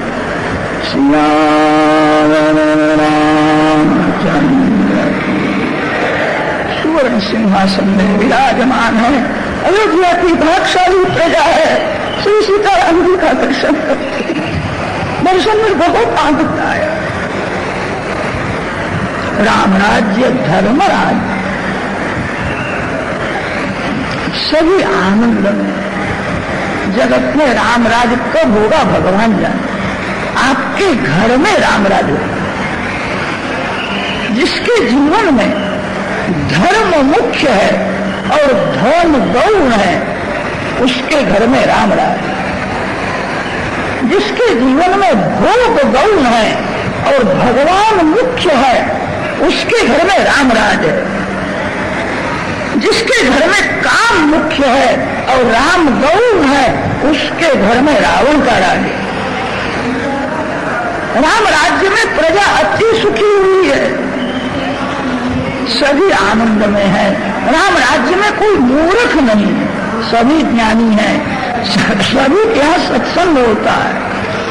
राम राज्य में कारागृह में रहने वाला कोई चोर नहीं है, कारागृह सब खाली पड़े हैं। कोई चोरी करे तो कैद में जाए, किसी को पाप का धन लेने की इच्छा ही नहीं है, सभी धर्म से नीति से धन कमाते। राम राज्य में सभी सुखी है। शौनक मुनि ने प्रश्न किया, राम राज्य में कोई दुखी नहीं है? सूत जी ने कहा, जितने वकील थे उनका धंधा जरा भी चलता नहीं, किसी के घर में झगड़ा नहीं, किसी को धन का लोभ नहीं है, सभी धर्म से नीति से धन कमाते। नादयो व्याधय क्लेशाः। राम राज्य में किसी को बुखार नहीं आता। हमारे ऋषियों ने धर्मशास्त्र की जो रचना की है, आरोग्य का विचार करके, धर्मानुकूल जिसका पवित्र जीवन है उसको कभी महारोग नहीं होता। यह शरीर धर्म क्षेत्र है, लोग धर्म को भूलने लगे, यह शरीर भोग क्षेत्र हुआ, तभी से रोग बढ़ गए। आजकल सभी को रोग होने लगे हैं। भारत में ऐसे रोग नहीं थे, सभी के जीवन में संयम था, सदाचार था, सभी सूर्य नारायण की भक्ति करते थे, किसी को रोग नहीं होता। राम राज्य में सभी आनंद में है। रामचंद्र जी के यहाँ 2 बालक हुए हैं, लव और कुश। कुशस्य चातिथिस्तस्मान् निषदस्तत्सुतो नभः। कुश का वंश बढ़ा है, इस वंश में सुदर्शन राजा हुआ, इस वंश में हिरण्यनाभ राजा हुआ, इस वंश में मरु राजा हुआ है। सूर्य वंश के अंत में सुमित्र नाम का राजा हुआ। सुमित्र राजा तक ही यह वंश रहेगा, फिर इस वंश का विनाश होगा। इक्ष्वाकूणाम अयम वंशः सुमित्रांतो भविष्यति। सूर्य वंश प्रकरण परिपूर्ण किया, चंद्र वंश का आरंभ करते हैं। चंद्र वंश में परमात्मा श्री कृष्ण प्रकट होने वाले।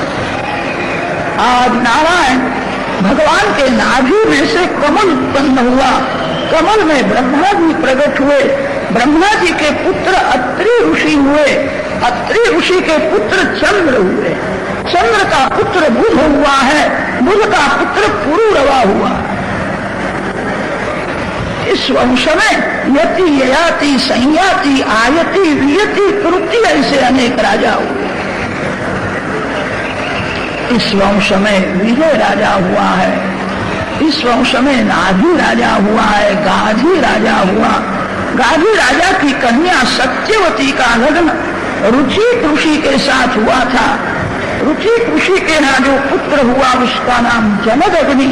जमदग्नि के पुत्र परशुराम भगवान हुए हैं। परशुराम जी की कथा संक्षेप में वर्णन की। परशुराम जी भगवान का आवेश अवतार माना है।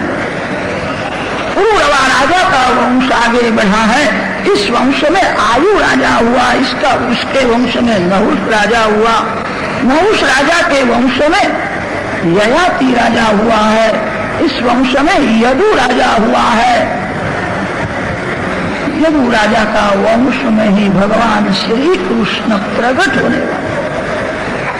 यदु वंश की कथा समाप्ति में वर्णन की है। पुरु का वंश वर्णन किया है।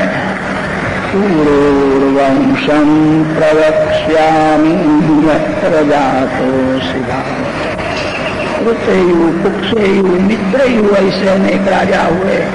इस वंश में दुष्यंत राजा हुआ है, दुष्यंत का पुत्र भरत हुआ है।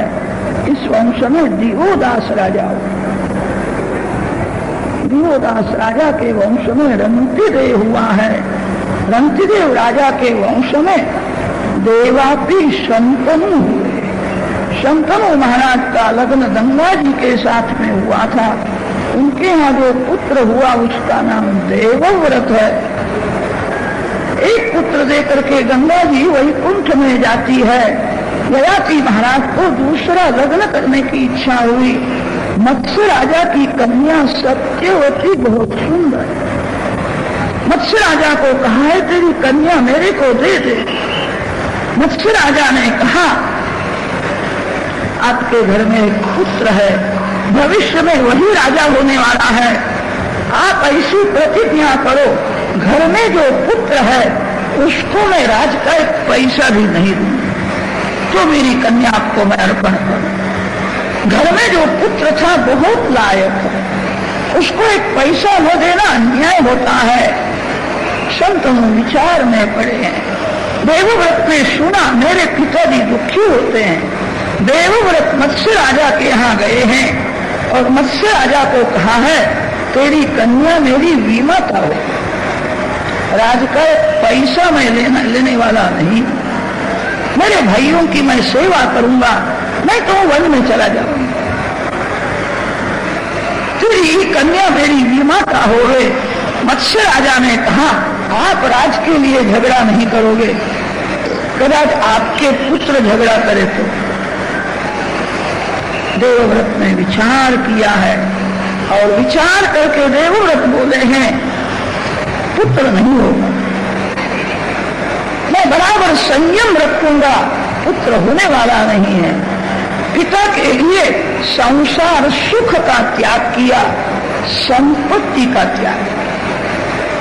विधाता ने दो वस्तु में ऐसी माया रखी है, प्रायः सभी का मन फंसा हुआ है। अनेक बार जीव काम सुख भोगता है तो भी मन से घृणा नहीं आती। संपत्ति में माया है, जो काम त्याग करता है, जो द्रव्य त्याग करता है, देव उसका जय जयकार करता है। देवव्रत ने प्रतिज्ञा की है आज से मैं बराबर संयम रखूंगा। देवों ने पुष्प वृष्टि की, कैसी भयंकर प्रतिज्ञा करता है, आज से इसका नाम भीष्म होगा। शंतनु राजा का सत्यवती के साथ लग्न हुआ है। उनके यहाँ दो पुत्र हुए, चित्रांगद और विचित्रवीर। इसी वंश में धृतराष्ट्र, विदुर और पांडु हुए हैं। पांडु के यहाँ पंच पांडव हुए। पांडवों में अर्जुन श्रेष्ठ है। अर्जुन का पुत्र अभिमन्यु हुआ। अभिमन्यु का पुत्र राजा तु हुआ। परीक्षित राजा तक वंश की कथा सुनाई है। परीक्षित महाराज ने प्रश्न किया है हमारा वंश आगे कितना बढ़ेगा। सुखदेव जी महाराज भविष्य की कथा करते हैं, हमारे लिए यह भूतकाल की कथा हुई। तेरा पुत्र जन्मेजय सर्पों के साथ वैर करेगा। जन्मेजय राजा का ऐसा दुराग्रह था जगत में कोई सर्प न रहे, सर्प वंश का मैं विनाश करूंगा। बड़ा भारी सर्प यज्ञ किया है, जिस यज्ञ में ब्राह्मण मंत्र से सर्पों को खींच करके ले आते हैं, अग्नि में होल करते हैं। जन्मेजय राजा ने कहा है मेरे पिता को दंश करने वाला जो तक्षक है उसको अग्नि में गिरा। ब्राह्मणों ने कहा तक्षक का रक्षण इंद्रदेव करते हैं। जन्मेजय राजा ने कहा आपके पास ऐसे कोई मंत्र नहीं है, इंद्र और तक्षक दोनों का अग्नि में होम करो। ब्राह्मण मंत्र शक्ति का दुरुपयोग करने लगे। इंद्र के साथ तक्षक का होम करने को तैयार हुए। ब्रह्मा जी ने उस समय आस्तिक नाम के एक ऋषि को वहां भेजा है। जन्मेजय को समझा जी क्या करते हो। मरण के लिए कुछ निमित्त होता है। तेरे पिता को सदगति मिली है, सर्पों के साथ वेर करना ठीक नहीं है, सर्प वंश रहना चाहिए। आस्तिक ब्राह्मण ने सर्प वंश का रक्षण किया, इसीलिए सर्प जब आस्तिक नाम सुनता है तब शांत हो जाता। सर्प अति क्रोध में होवे तब आस्तिक आस्तिक आस्तिक ऐसा बोलने से क्रोध शांत होता है। संसार ही भगवान का चमत्कार है। बहुत से लोगों को चमत्कार देखने की इच्छा होती है, संसार ही भगवान का प्रभाव है। सर्प आंख से देखता है और सर्प आंख से ही सुनता है। सर्प के आंख में सुनने की शक्ति है, सर्प को कान नहीं होते। भगवान की कैसी लीला है, आंख से देखता है और आंख से ही सुनता है। इसीलिए संस्कृत भाषा में सर्प का नाम है चक्षुश्रवा। इस वंश का वर्णन किया है। इस वंश में श्रुतसेन, उग्रसेन, भीमसेन ऐसे अनेक राजा होंगे। पांडवों के वंश में अंत में क्षेमक नाम का राजा होगा। क्षेमक राजा के बाद इस वंश का विनाश होगा। नवम स्कंध के समाप्ति में यह वंश में भगवान श्री कृष्ण प्रकट होने वाले। यदो वंशं प्रवक्ष्यामि यत्र जातोऽसि भारत।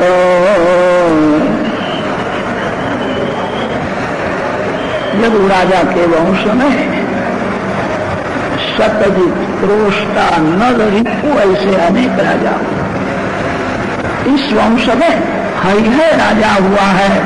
हरिहर राजा के वंश में कृतवीर्य हुआ। कृतवीर्य के यहाँ कार्तवीर्य हुआ है। कार्तवीर्य राजा गुरु दत्तात्रेय भगवान का अनन्य भक्त है। दत्तात्रेय स्वामी की उसके ऊपर अतिशय कृपा होने से कार्तवीर्य राजा को सभी योग सिद्धियां मिली। महान ज्ञानी, महान योगी है। कार्तवीर्य के वंश में जामग नाम का राजा हुआ है।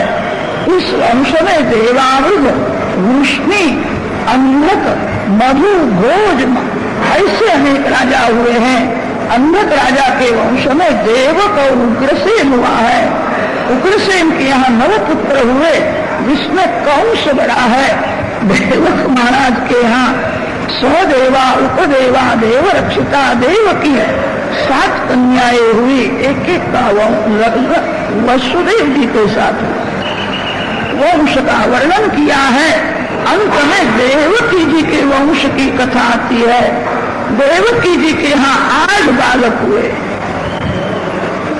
6 बालक कंस राजा ने मार डाले, 7 में बलराम है, 8 में मेरे इष्टदेव भगवान श्री कृष्ण है।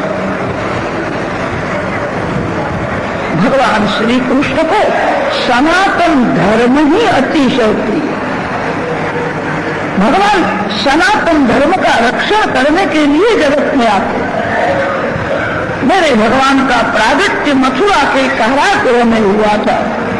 वहां से गोकुल में पधारे, बाल लीला मधुर की है, व्रजवासियों को आनंद दिया है। कंसादिक राक्षसों का विनाश हुआ। श्री कृष्ण द्वारिकाधीश हुए। 16,000 रानियों के साथ लग्न किया है। जगत को गृहस्थ धर्म समझाया है। भगवान बाहर से सभी के साथ प्रेम बताते हैं। श्री कृष्ण में वैराग परिपूर्ण है। पति पत्नी का पवित्र संबंध परमात्मा के लिए हुआ। आनंद किसी स्त्री के पास नहीं है, आनंद किसी पुरुष के पास नहीं है। आनंद ही परमात्मा है। सत्यम, ज्ञानम, आनंदम ब्रह्म। घर के लोगों के साथ आत्मभाव से प्रेम करना योग्य है। मनमूत्र से भरा हुआ जो शरीर है वो बहुत प्रेम करने लायक नहीं। श्री कृष्ण में वैराग परिपूर्ण है। उनको किसी स्त्री की जरूरत नहीं है, उनको किसी पुरुष की जरूरत नहीं है, वे स्वयं आनंद स्वरूप सभी के साथ प्रेम बताते हैं, अंदर वैराग है। गृहस्थ धर्म समझाया है, अर्जुन को निमित्त करके जगत को तत्व ज्ञान का उपदेश दिया। श्री कृष्ण भगवान स्वधाम में गए हैं। नवम स्कंध के समाप्ति में संक्षेप में श्री कृष्ण चरित्र वर्णन किया। अब दशम स्कंध का आरंभ हो, अति मधुर कथा है। सुखदेव जी महाराज को लंगोटी की भी जरूरत नहीं। सुखदेव जी की ऐसी ब्रह्म दृष्टि स्थिर हो गई थी, कोई स्त्री दिखती नहीं, कोई पुरुष दिखता नहीं। वासना का पूर्ण विनाश किया है। पीलिया रोग जब बहुत बढ़ जाता है तब जगत पीला ही पीला दिखता, अन्य कोई रंग दिखता ही नहीं है। ज्ञान भक्ति जब अतिशय बढ़ जाती है फिर जगत रहता ही नहीं है, परमात्मा ही बाकी रहता है। सुखदेव जी महाराज की ऐसी ब्रह्म दृष्टि स्थिर हो गई थी। ब्रह्म ज्ञानी होना बहुत कठिन नहीं है, ब्रह्म दृष्टि स्थिर करना बड़ा कठिन। सुखदेव जी महाराज ने सभी का त्याग किया है, कृष्ण कथा नहीं छोड़ते। कृष्ण कथा में सुखदेव जी जैसे महायोगियों को आनंद आता है, परीक्षित के जैसे भोगी जीव को भी आनंद। श्री कृष्ण महायोगी है और श्री कृष्ण महाभोगी है। योग और भोग दोनों विरुद्ध है, भगवान में दोनों परिपूर्ण दिखते हैं। द्वारका में द्वारकानाथ रोज 56 भोग का भोजन करते थे। आप कभी बेट द्वारका में गए होंगे, बेट द्वारका में तो भोग की गिनती ही नहीं होती। सत्यभामा जी ले आती है, रुक्मिणी जी ले आती है, जाम्बवती जी के यहाँ से आता है, वैष्णव ले आते हैं, जो कुछ आता है भगवान सबका भोजन करते हैं। महाभोगी है, महाभोगी होने पर भी कभी भगवान को अजीर्ण हुआ नहीं, भगवान को कभी बुखार आया नहीं। भगवान महायोगी भी है, योग का यही फल है। योगी को कभी रोग नहीं होता। योगी रोगी हो जावे तो समझना योग में कोई भूल हो। भगवान को कभी अजीर्ण हुआ नहीं, कभी बुखार आया नहीं है। श्री कृष्ण भगवान सभी लीला करते हैं, माखन की चोरी करते हैं, छोटी सी अंगुली में गिरिराज गोवर्धन धारण करते हैं। ज्यादा तो क्या कहे, सत्यभामा जी के पिता सत्राजित का मरण हो गया तब भगवान ने थोड़ा रोने का भी नाटक किया। आज थोड़ा रोना ही चाहिए, मेरे आंख में आंसू न आवे तो सत्यभामा मेरे को सुना देगी, इनके आंख में आंसू भी नहीं आए। ये निष्ठुर है। भगवान कहते हैं मेरे को सब कुछ आता है तो रोना भी आता है। रोने का नाटक किया। ससुर जी थे, मेरे मस्तक ऊपर छत्र था, रोने का ऐसा नाटक। भगवान सभी लीला करते हैं, भगवान ने कभी ऐसी लीला नहीं की है। भगवान को अजीर्ण हो गया है, भगवान को बुखार आया है। भगवान महायोगी है। व्यवहार में सावधान रहना पड़ता है। भक्ति में भूल होवे तो भगवान क्षमा करते हैं, व्यवहार में भूल होवे तो लोग बहुत त्रास देते हैं। व्यवहार में रहना बड़ा कठिन है, व्यवहार में भूल होवे तो लोग क्षमा नहीं करते। सेवा पूजा में भूल हो जाती है, भगवान भूल जाते हैं। व्यवहार में बहुत सावधान होना पड़ता है। श्री कृष्ण की लीला ऐसी मधुर है। कृष्ण लीला में बालकों को आनंद आता है, जवान को आनंद आता है, स्त्रियों को आनंद आता है, विरक्त साधु सन्यासी महात्माओं को आनंद आता है।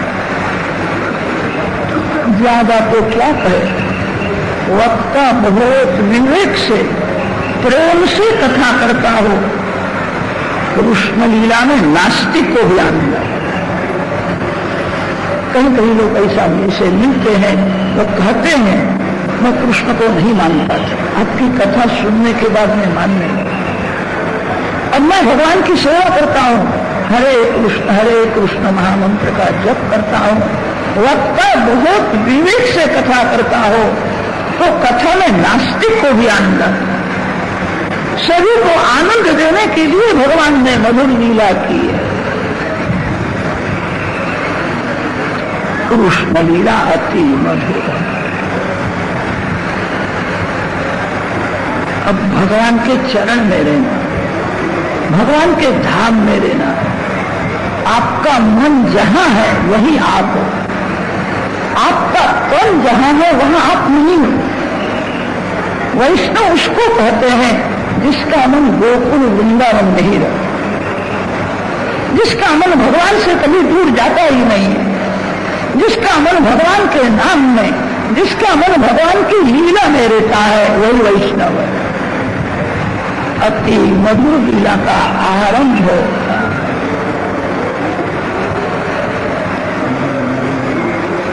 हम सब लोग बड़े भाग्यशाली, भगवान की कृपा से भगवान के धाम में, भगवान के चरण में हम बैठे।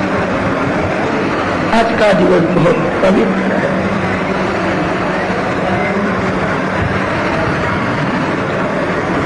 अति मधुर रस का ही स्वरूप श्री कृष्ण है।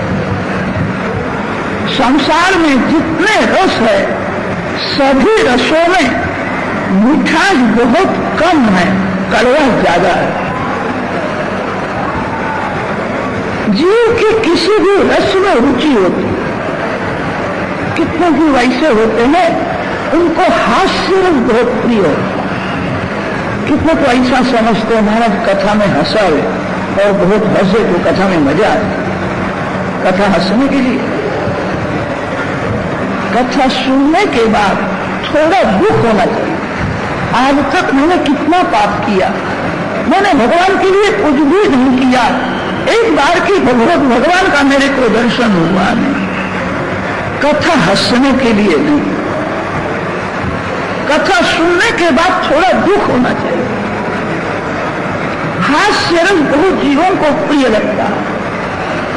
शास्त्रों में ऐसा लिखा है, जो बहुत हंसता है वो रोने की तैयारी में।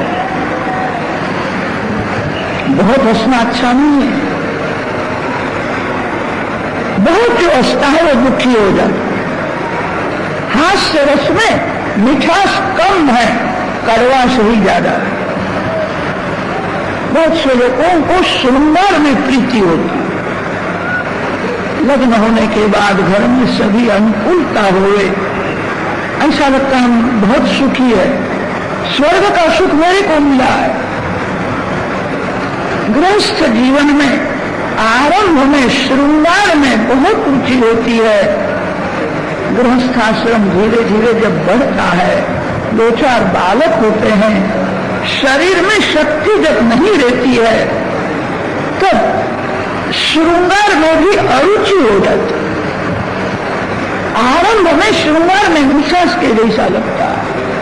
शरीर दुर्बल होवे, शरीर रोग का घर होवे कि श्रृंगार में अरुचि होती है। श्रृंगार में मिठास कम है, कड़वा से ही ज्यादा है। शरीर बहुत बिगड़ जाता है, रोगी होता है, तब बुद्धि सुधरने लगती है। जीव को वृद्धावस्था में पश्चाताप होता है, मेरे को स्वर्ग का सुख नहीं मिला था, मेरी बुद्धि बिगड़ी थी, मैंने चामड़े का सुख भोगा, मेरे सच्चा सुख मेरे को मिला नहीं है। श्रृंगार में कड़वास है, ऐसा अनुभव सभी को। शरीर दुर्बल होने के बाद वृद्धावस्था में श्रृंगार में भी कड़वास आती है। हास्य रस, श्रृंगार रस, माधुर्य रस, इस सभी रसों में मिठास कम है, कड़वा ज्यादा है। वेदों ने वर्णन किया है, अति मधुर रस ही भगवान। रसो वही सहा रसद कहिए वायन लब्ध्वा नंदी भवती सोष्णुते सर्वान कामान ब्रह्मणा सह उपस्थित। संसार नीरस है, रसमय भगवान श्री कृष्ण है। बहुत से लोग ऐसा समझते हैं बंगला बहुत अच्छा बना है, बंगला बहुत सरस है, 3-4 डिग्री बुखार आ जाए फिर उसको पूछना तेरा बंगला तेरे को कैसा लगता है। जड़ वस्तु में रस नहीं होता है, चेतन परमात्मा रसमय है। श्रीखंड जब तक नहीं खाता है तभी तक श्रीखंड में मिठास है। श्रीखंड खाने के बाद श्रीखंड में मिठास रहती नहीं है, कड़वा सा जाता। पेट भर श्रीखंड खा लिया फिर कोई श्रीखंड परोसने के लिए आवे ना बोल। कदाच कोई कहे कि आपको तो श्रीखंड भाता है, बहुत अच्छा है, कि मेरे को भाता है, अच्छा है, अब देखने की भी इच्छा नहीं। श्रीखंड खाने के बाद श्रीखंड में मिठास नहीं रहती है, विषय भोगने के बाद कड़वे हो जाते।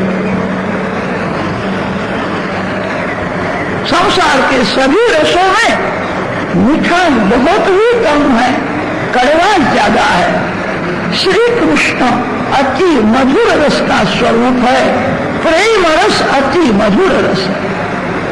कलयुग के लोगों ने प्रेम शब्द को बिगाड़ दिया है, मोह को ही प्रेम समझते। मोह और प्रेम में बहुत अंतर है। मोह देह का धर्म है, प्रेम परमात्मा का स्वरूप। मोह मर जाता है, प्रेम का कभी विनाश नहीं होता, प्रेम अमर होता है। वृद्धावस्था आवे, शरीर बहुत दुर्बल हो जाए, फिर शरीर में मोह रहता नहीं। शरीर भले बिगड़ जाए, प्रेम का नाश नहीं होता। श्री कृष्ण प्रेम रस का स्वरूप है। कोई भी जीव प्रेम किए बिना नहीं रह सकता है। जीव की भूल यही हुई है, जगत के साथ बहुत प्रेम करता है। कितने लोग बड़ी बड़ी ज्ञान की बातें करते हैं, प्रेम चप्पल के साथ बहुत करते हैं। एक तुच्छ वस्तु के साथ भी मानव प्रेम करता है, जगत के साथ प्रेम करके ही दुखी हुआ है। जगत के साथ वेर न करो, याद रखना जगत बहुत प्रेम करने लायक नहीं। प्रेम करने लायक एक परमात्मा श्री कृष्ण है। श्री कृष्ण प्रेम रस का दान करते हैं। कृष्ण कथा जो बार बार सुनता है, प्रेम से हरे कृष्ण मंत्र का जप करता है, भगवान धीरे धीरे मन को खींच ले। भगवान को कहना मेरा मन बहुत बिगड़ गया, मेरा मन पाप करता है, मैं देखता हूं तो भी अपने मन को मैं नहीं संभाल सकता। आप मेरे मन को खींच लो। श्री कृष्ण की आकर्षण शक्ति अलौकिक है। भगवान जिसके मन को खींच लेते हैं उसी का मन संसार में से हट जाता है। भगवान की बार बार प्रार्थना करो, मेरा मन बहुत बिगड़ा है, मेरा मन बहुत पाप करता है। मानव तन से ज्यादा पाप नहीं करता, मानव मन से बहुत पाप करता। तन से पाप करे तो जगत में तिरस्कार हो। कोई तन से पाप करता हो, घर के लोग उसको रोक सकते हैं, मन से पाप करने वाले को कौन रोकता? आपका मन आपको ही दिखता है, आपका मन दूसरे किसी को दिखता नहीं है। आपके मन को आपको ही सुधारना पड़ेगा। आप गुरु हो, मन आपका शिष्य है। दूसरे किसी को सुधारने के प्रपंच में मत करो। जब आपको थोड़ी भी फुर्सत मिले, मन के साथ बातें करो, मन को समझाओ। मन शिष्य है, आत्मा गुरु है।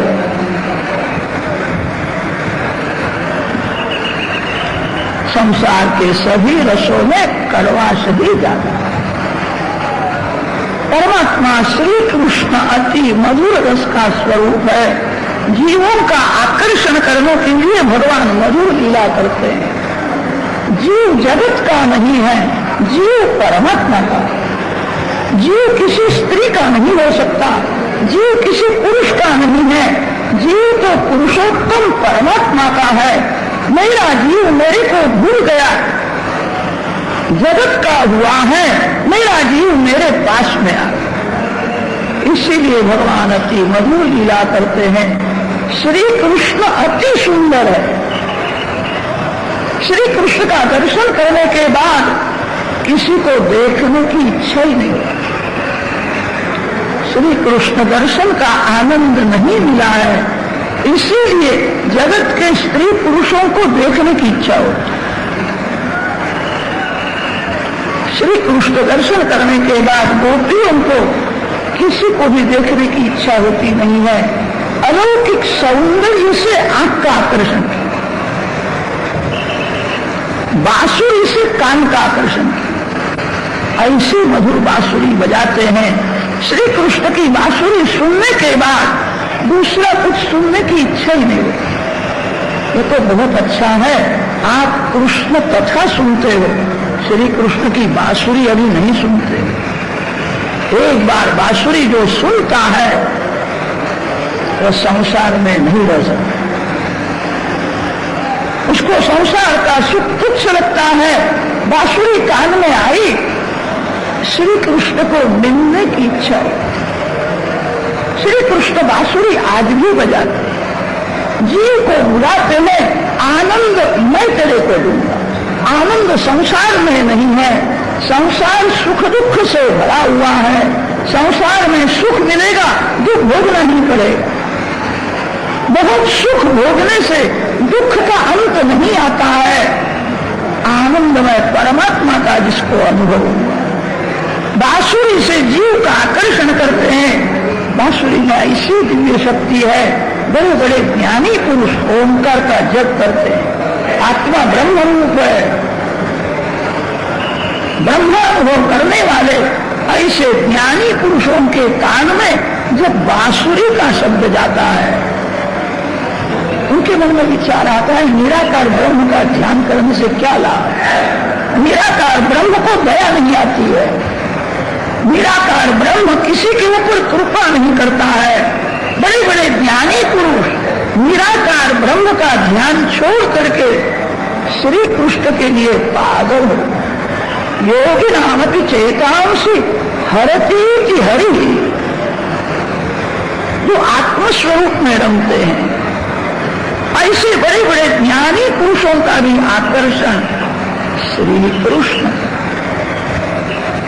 बड़े बड़े राजा लोग राजभवन में सुख से रहते थे। भगवान की कृपा हुई, उनके कान में श्री कृष्ण की बांसुरी गई।